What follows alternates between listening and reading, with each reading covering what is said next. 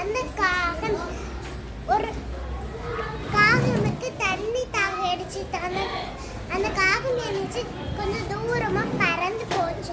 அப்போ அந்த காகம் மேல செஞ்சிச்சு ஒரு பெரிய பானையை பார்த்து அந்த பானையில குறைய தண்ணி இருந்துச்சு.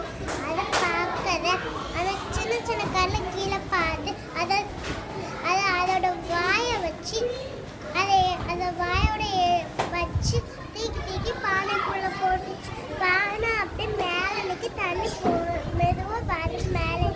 அப்போ அதை குடிச்சிட்டு போச்சு. அப்புறம் நல்ல தண்ணி தான் தீர்ந்துச்சு அப்படின்னு சொல்லி போயிடுச்சு. இந்த கதையிலேருந்து என்ன புரிஞ்சுக்கிட்டீங்க?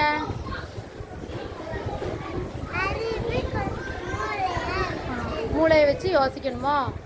சரி, குட். கிளாப்.